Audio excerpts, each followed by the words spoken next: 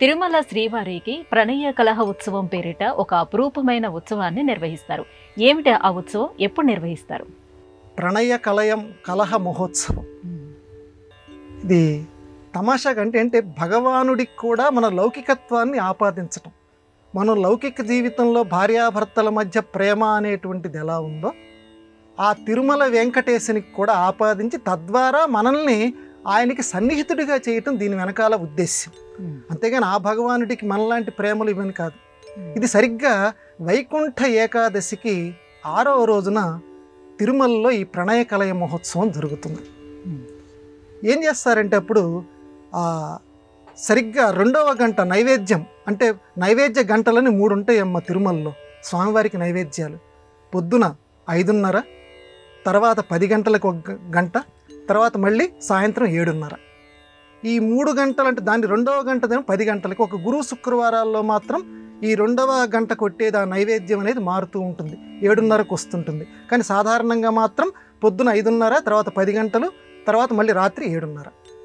అయితే ఈ 2వ గంట అంటే 2వ నైవేద్యం పూర్తయిన తరువాత స్వామివారిని ఆ పుష్కరిణి దగ్గరికి తీసుకొని వస్తారు.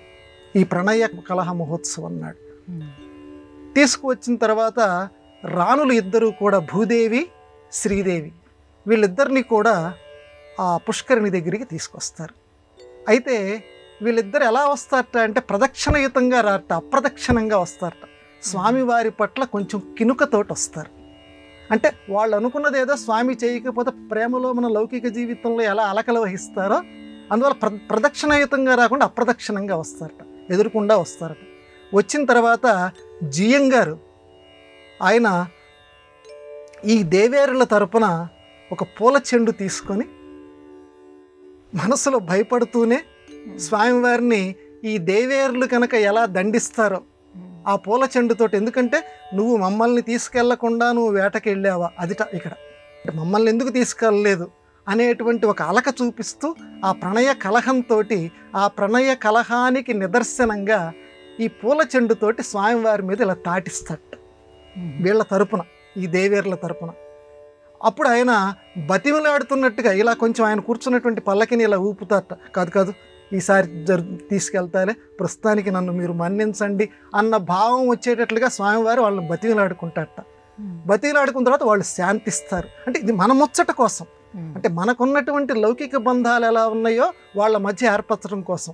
అప్పుడు ఎదురుకుండా ఉన్నటువంటి ఆ శ్రీదేవి భూదేవుల్ని మళ్ళీ స్వామివారి పక్కకి తీసుకొని వస్తారు. అప్పటికి వాళ్ళ అలక తీరిపోతుంది. తర్వాత యథాప్రకారంగా మళ్ళీ స్వామివారి మూల విరాట్ ఉన్నటువంటి ఆ గర్భాలయంలోకి తీసుకొని వెళతారు.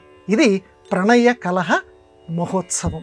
ఇది వైకుంఠ ఏకాదశికి సరిగ్గా 6వ రోజున తిరుమలలో జరుగుతుంది. నేను మొట్టమొదటే మనవి చేసినట్లుగా అన్నమయ్య మొదలైనటువంటి మహానుభావులు, క్షేత్రయ్య లాంటి వాళ్ళు ఈ శృంగార గీతాలు, ఈ ప్రణయ గీతాలు ఎందుకు రాశారు అంటే లౌకికంలో ఆ మొట్టమొదటి ఆ రసం ఏదైతే ఉందో అది మనిషిని, మనస్సుని బాగా దగ్గరికి లాగుతుంది, మధుర భక్తి ద్వారా స్వామివారి దగ్గరికి చేరుస్తుంది. అందువల్ల దానికి ప్రతిరూపంగా ఈ ప్రణయ కళా మహోత్సవాలు కూడా తిరుమలలో జరుపుతూ ఉంటారు.